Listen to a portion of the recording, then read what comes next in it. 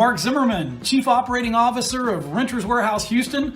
We're a property leasing and property management company for residential rentals in Houston, Texas. Anyway, so glad that you decided to click and watch this video on how to put together a rehab crew to fix up that property that you just bought, right? That you're hopefully going to buy, fix up and sell, or buy, fix up and rent. So let's get right into it. I'm going to move quick, but we're going to cover some good information.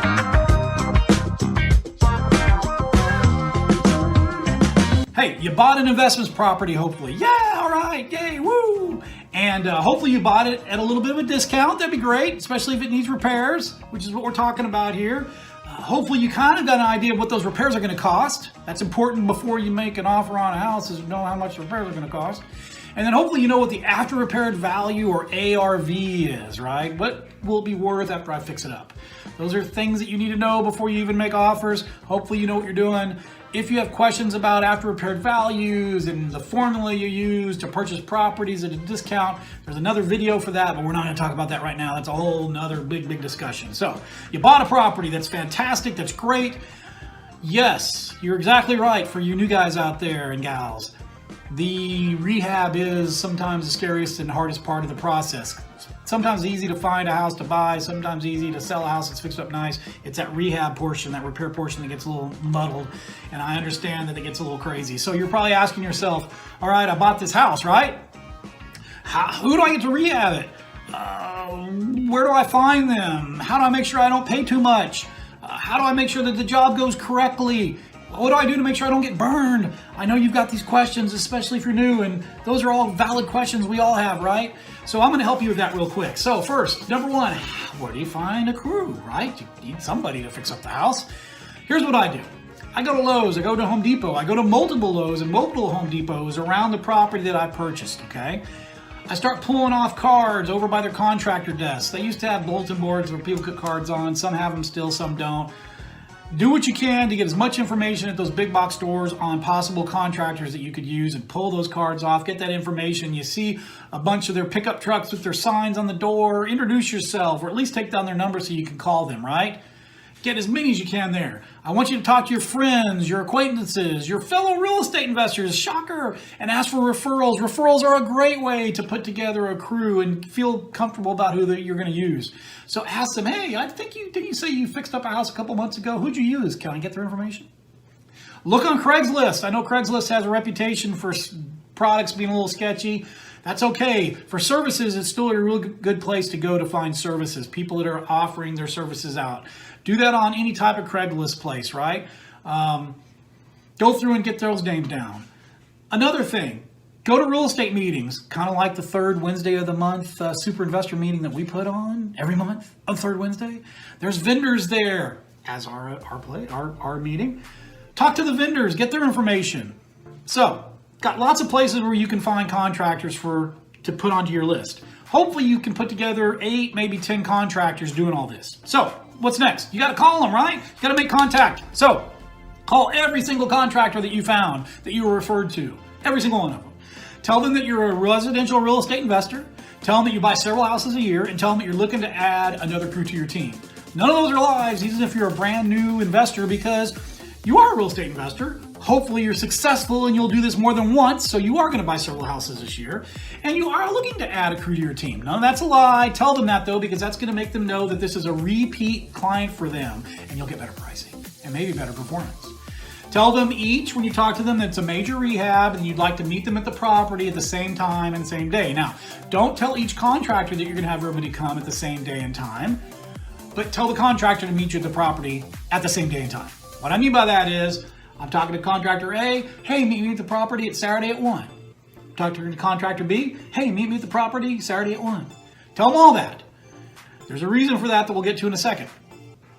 When you do that, and the day comes, and you're at the property, all 10's going to say they're going to show up. They always say they're going to show up.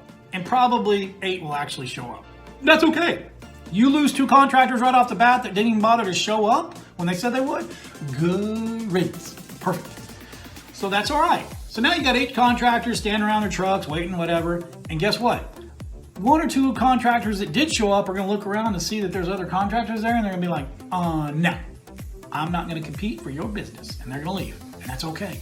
You want that too. If they're not willing to compete a little bit for your business, you do not want them. So good riddance, goodbye. I just knocked out another 2. So now I've knocked out 4 contractors out of my original 10. I got 6 left. I'm like, yeah, all right. So I got my 6 contractors that all stayed the course and they're there. I want you to walk through the property with them, but before you do that, you're going to tell them a few things. You're going to tell them, number 1, you need 2 detailed line-by-line quotes, hopefully room by room. 1 for materials and 1 for labor, okay? Tell them that, depending on the state that you're in, that you're either going to order the materials for them to just pick up at wherever, Lowe's, Home Depot, or tell them that you will pay them for the materials portion that they put down, and then they can go pick it up. Now you're going to need to confirm the pricing on the materials, hence is why we get a separate materials list. So for what I do, what I've done is I just go ahead and buy the materials and just have them scheduled to pick up, right? Now you're not paying for the markup. You've got control of the materials. I can tell you that one of the ways that contractors can kind of get over on you is they'll order more materials than they need, have you pay for them, and then they'll use them on the next job that's materials and labor included, and you just bought somebody else's paint for them and they got a free deal. Or you just paid for a bunch of sheetrock that was never going to be used on your house. That's why you want the 2 separate lists to be able to quantify. Don't tell them all that though, of course, but tell them about, either paying the materials and having them pick them up, or you'll pay them for the materials and they can go pick them up, either one based on their list. Now, you also need an exact completion date.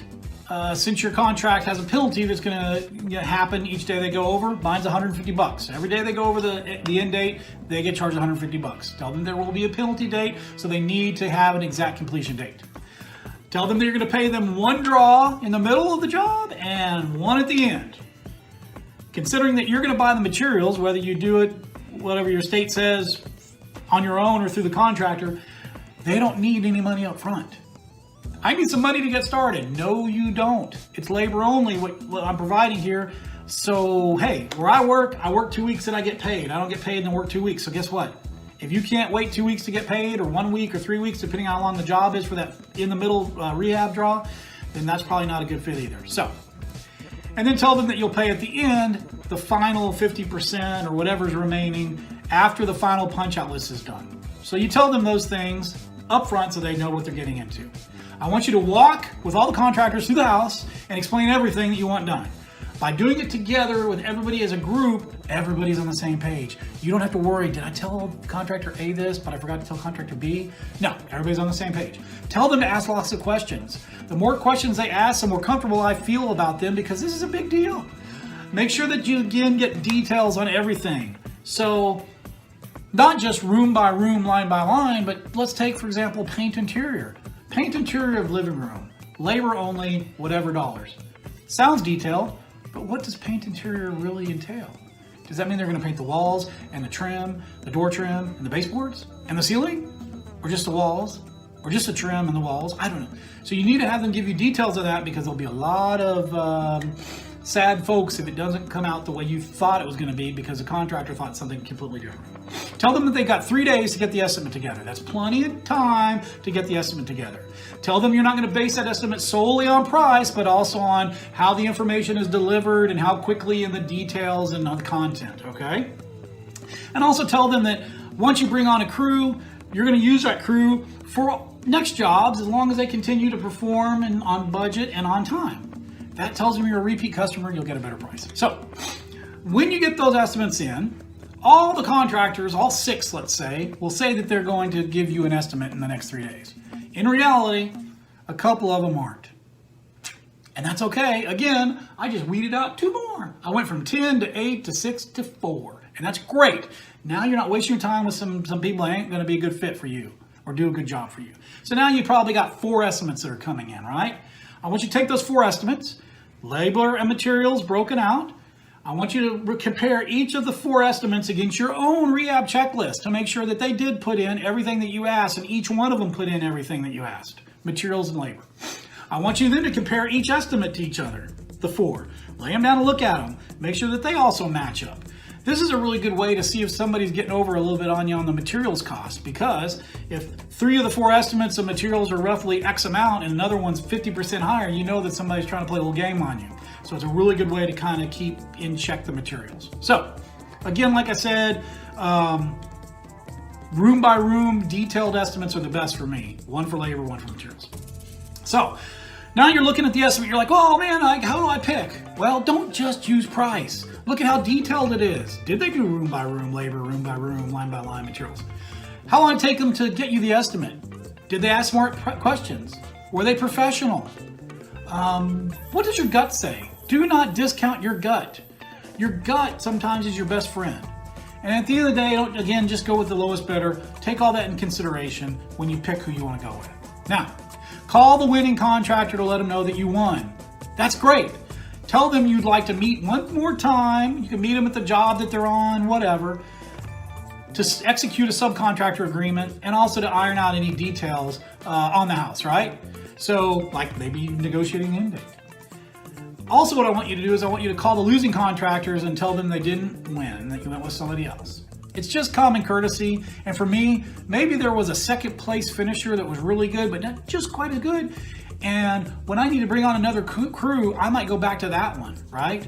I hope again that you're so successful at this that you're doing maybe where you need more than one crew.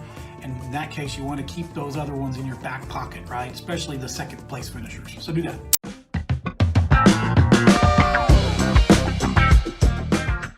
Subcontractor agreement. So you're meeting with the contractor that you awarded the job to at his job that he's on or at the coffee shop, and you want to get them to execute a subcontractor agreement. Now, the subcontractor agreement you can get off the web. There's tons of examples on the web. You can ask someone to share one that they have. That's all great.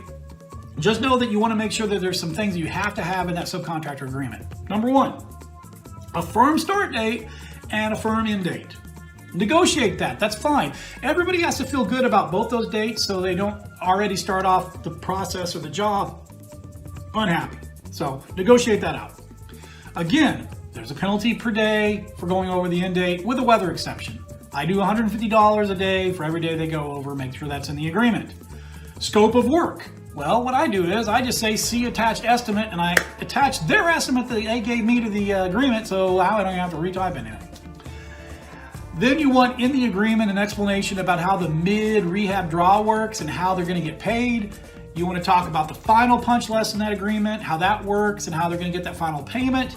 And then any general information you want to have in the agreement too, always in writing, for about expected behavior. For example, do not put the AC on 60 degrees and keep the doors open while you're painting. Yes, it keeps you cool and let the fumes go out, but it also gives me a $600 electricity bill on a vacant house, which is crazy. Maybe you tell them they can't smoke in the house. Maybe you tell them that if they got to pee, they got to go pee somewhere else, not in a bucket. I don't know. But make sure that you put in the things that you expect them to do in that agreement.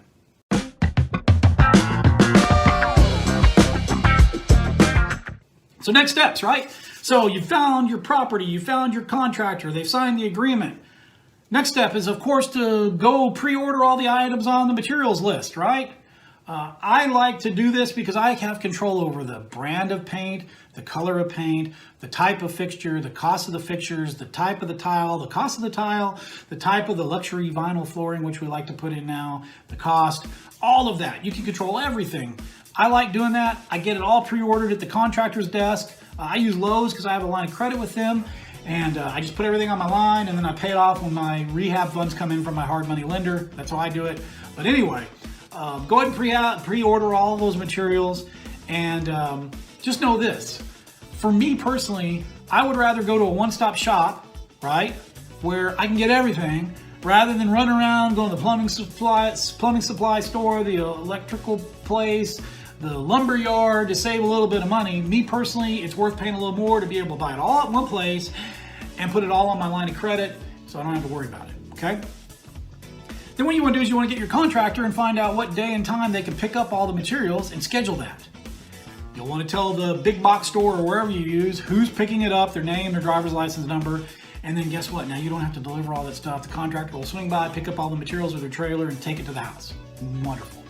Now remember that if you're in a state where if you pay for the materials, they're not considered a 1099 independent contractor, then you're going to have to pay the contractor, and then he's going to have to turn around and pay for the materials that you selected with the money that you sent him, so that way they fit under that tax rule. Again, check your local rules for that. Talk to your tax accountant or your tax attorney, but just know that you got to give them enough time to do that, right? Give them some time to get the money into their account, let it process, and then go and pay for the materials. All right, moving along.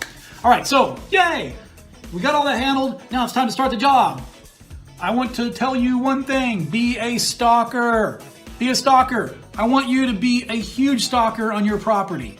Those who do not stalk get screwed over by their contractor. And what I mean by that is this: on the agreed start day and start time, 8 o'clock a.m. tomorrow morning, be there. Be there. First day, heck yeah. You want to show the contractor that you're involved, that you're going to oversee the process, and it sets the tone right off the bat that you're not going to be some out-of-state investor that's not even paying attention to what they're doing, okay? Very important. Along those lines, I try not to purchase properties that I can't go buy every couple days at. I don't buy properties out of state. I don't even buy them out of other cities if they're too far. I try to stay in the area that I live in, so that way I can easily go buy the job, or buy where I work, so I can easily go buy the job. But that's up to you, but that's my own personal preference, because I want to make it easy, because you need to drive by the property either every day or every other day. Sorry, but you do. You want to make sure that they're working on your house, and you want to make sure that at 3:30 or 4 p.m. they're at your house, and you want to make sure at 8, 8:30, 9 o'clock they're at your house. Seriously. So, just know this: contractors are famous for starting a job, showing up for the first couple days, yeah, look at me, and then disappearing to go on another job, and they offer your job for a week. That's because they're stacking jobs, trying to get as much work as they can, and your job is going to suffer. And the longer it takes to get done, the more money's coming out of your pocket on your hard money loan, or if you did this in cash, on when you can start getting money in for a rental or get money in from a sale. Money's just flowing out of your pockets for every day that this job doesn't get done. So you better think about that when you're in this rehab, okay? So, the way you do that, to make sure they don't disappear on another job, is to go by every day or go by every other day. It is what it is. Sorry. So, let's talk about the mid-job draw. The mid-job draw. All right. So, halfway through the rehab, your contractor's going to want to get paid because you said in the contractor's agreement that you were going to pay him halfway through the job. That's fine. He understands, based on the agreement, that it's for stuff that's only 100% complete, right? And it's for completed items up to 50% of the budget, although you can wag a little bit on that. So schedule a day and time to meet at the property with your contractor. When he says that he wants his 50% or halfway done job draw, walk the property with him. Visually inspect everything that he says he wants done, and you're going to have a written list. If he says that the tile is done, make sure that the tile's done. The grout is in, the tile's in, it looks good. Check, I'll get that paid. He says that the entire house on the inside has been painted. Make sure it looks good. Make sure there's not any paint slots. Make sure it's all done. You did every single room. Anything that's not 100% done, you do not pay for. And they're going to cry and they're going to scream. But hey, I know I didn't get the grout done, but we're going to get the grout done today. Please put the tile in. Don't do it. Don't do it. Don't. So, 100% complete when you're there is what they get paid on. So, if you're using a hard money lender, just submit the proper draw request, turn that into your lender, and they'll go ahead and send you the money, and you can in turn send the money to your contractor. But make sure you tell your contractor when he's going to get the funds or she's going to get the funds, all right? It's very important that you give them a timeline for money and that you stick to it. Nothing's worse than telling them they're going to get paid tomorrow for that mid-draw, mid-job draw, and then you don't pay them tomorrow. So make sure you're on top of that. Just know this: the mid-job draw will give you a very good idea if the contractor is going to hit their expected completion date. It's also going to allow you to address anything halfway through the rehab that's maybe not done right. I hate how that looks. Change that. That looks like hell. Okay? So, very important. Final payment. Final payment. All right. So the contractor says, I'm all done. Well, they always say they're all done, and guess what? They're never all done. They understand because you told them at the beginning, you told them in the agreement, that there's going to be a final walkthrough. So schedule that final walkthrough with your contractor. Take your original estimate along with your mid-job draw completed list, so that way you're not paying for stuff you already paid for once. And then go through the property and write down a final punch list of everything that needs to be done. Oh wow, there's paint slopped on the baseboards. Oh, they didn't put an outlet cover over that outlet down there in the living room. Whatever it is. Walk through, the tile's cracked over here. There's always going to be stuff on the final punch out list. That's okay. I've rehabbed over 400 houses. I have great crews. Not once have we ever not had a final punch out list. They all tell me, oh Mark, at some point you're going to walk through and you're never going to have anything to write down. I would love that. It's not a game. I'm not trying to write down stuff. I would love it if you could make that happen, but it hasn't happened for me yet. And that's okay. So, one thing that I would recommend is maybe bringing a third party with you. You know, a wife, a husband, a girlfriend, a boyfriend, a good friend. I don't know. Somebody you trust, your mom. Come with you, have them come with you for the final punch out list and walk the property with you, because here's what's going to happen. You're going to take a crappy house and you're going to have it done. And at the very end, when it's almost done, you're going to be so wowed by how fantastic the property looks that you're going to be like, whoo, and you're going to miss all this little stuff. But guess what? A prospective buyer or a prospective renter, depending on which way you're going on this, is going to see it with fresh eyes. They're not going to know what it looked like. And they're going to be like, man, look at that paint slopped over there and that crappy tile over here and that cabinet's crooked over there and that's broken over there. And you're going to be like, how did I miss all that? Bring in a third party that hasn't seen the house before and have them walk it as if they're a prospective buyer. Or do it yourself, but man, you got to put on that buyer or renter's hat, okay? Go through and write everything down on the punch out list. And then when you come up with that list, however long it is, you have your contractor sign it so that way he understands these are the things that he has to get done to get paid. Now, do not pay anything while you're walking that property. And they're going to go like, oh, I need something. But sorry, don't do it. Wait to pay them until it's completely done, or you're going to get put on the hook. If you do pay them, they're never going to come back. I promise you. Those little lane things are not going to get done, so don't pay them. I will say, like I said at the beginning, the last 5% of a rehab is the hardest stuff to get done, but this is how you get it done. Got to be kind of hard on this one, man. You got to have some tough love. So, schedule another day and time to meet when he thinks he can get everything done, or she or the contractor can get everything done, and then go walk it through again. You don't need to take somebody the second time, but walk through and make sure those items are complete. If they're still not complete, hold firm. Don't give me money. Go, come on, man. But if they are complete, that's great. Go ahead and tell them they're going to get paid. If you're using hard money like I do, submit that request to your lender so that way they can tell you when the funds are going to be in your account, and then tell the contractor when you'll be able to pay them. And then again, give them a realistic expectation and time and when that payment will be available to them, and then stick with it. People get really upset when you say you're going to pay them tomorrow and then you don't. So make sure that it's the right day and time that you're going to do this, all right? Something you might want to think about, pay a completion bonus. Something I've always done. I've been told that no one does it, but I got great crews that stick with me through thick and thin.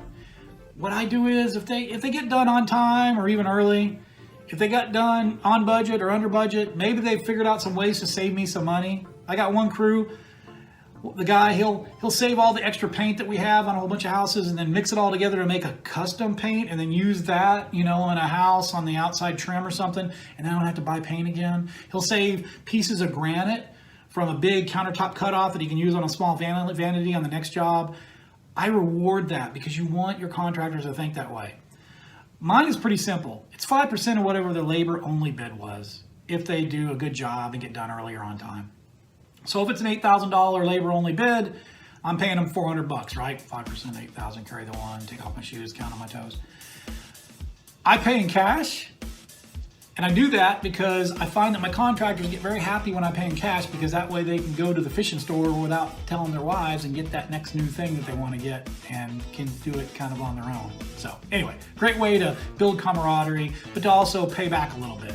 And $400 on a $20,000 or $16,000 rehab, you know, when they get done early is totally something I do every time because I think it's important. So that's it.